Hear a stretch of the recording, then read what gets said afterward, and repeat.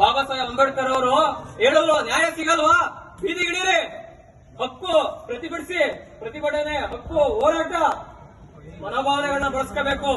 ಇದು ಮನುಷ್ಯನ ತಾಕತ್ತು. ರೈತರ ಇವತ್ತು ಕಿಚ್ಚಿದ್ರೆ ಇಡೀ ದೇಶಾದ್ಯಂತ ಸ್ಟಾರ್ಟ್ ಆಗಬೇಕಿದು ಹೋರಾಟ ಅಲ್ವಾ. ಈ ತಂಬಾಕು ಬೆಳೆಗಾರರಿಗೆ ಬೆಂಬಲ ಬೆಲೆನ ಘೋಷಣೆಯನ್ನ ಸರ್ಕಾರಗಳು ಮಾಡಬೇಕು. ಅದೇ ಬೇರೆ ಬೆಳೆಗಳ ಯಾವ್ದಾದ್ರು ಕೂಡ ಬೆಂಬಲ ಬೆಲೆಗೆ ವಿಧಾನಸೌಧ ಚಳವಳಿ ಆಯ್ತು.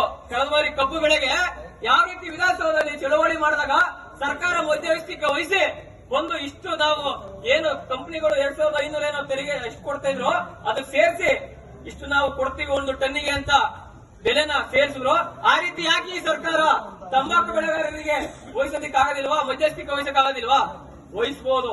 ಆದ್ರೆ ಈ ದಿನ ತಂಬಾಕು ಬೆಳೆಗಾರರು ಏನು ಸೀಮಿತವಾಗಿ 8 ತಾಲೂಕುಗಳಿಗಿರ್ಬೋದು, ಅದಕ್ಕೆ ಅವ್ರನ್ನ ಬೆಂಬಲಿಸ್ತಾ ಇಲ್ಲ ಇವತ್ತು ಈ ಸರ್ಕಾರಗಳು. ಇಲ್ಲಿನ ಜನಪ್ರತಿನಿಧಿಗಳು ಈ ದಿನ ನಮ್ಮ ಹೋರಾಟಕ್ಕೆ ಬೆಂಬಲ ಕೊಟ್ಟು ಇಲ್ಲಿ ಬರಬೇಕು. ಎಂಪಿಗಳಾಗಿರ್ಬೋದು, ಎಂಎಲ್ಎಗಳಾಗಿರ್ಬೋದು. ನೀವು ನೋಡ್ತಾ ಇದ್ರಿ ಸಂಸತ್ನಲ್ಲಿ ಶ್ರೇಯಸ್ ಪಟೇಲ್ ಅವರು ಮಾತಾಡ್ತಾ ಇದ್ರು, ಯದುವೀರ್ ಅವರು ಮಾತಾಡ್ತಾ ಇದ್ರು. ಮೈಸೂರು ಕೊಡಗು ಕ್ಷೇತ್ರದಿಂದ ಸ್ಪರ್ಧಿಸಕ್ಕಂತ ಯದುವೀರ್ ಮಹಾರಾಜರು ಅವರ ಮಾತಿಗೆ ಕಿಮ್ಮತ್ತಿಲ್ಲ ಅಂದ್ರೆ ಮಾತಿಗೆ ಇನ್ನ ನಾವೇನ್ ಮಾಡ್ಬೇಕೀಗ?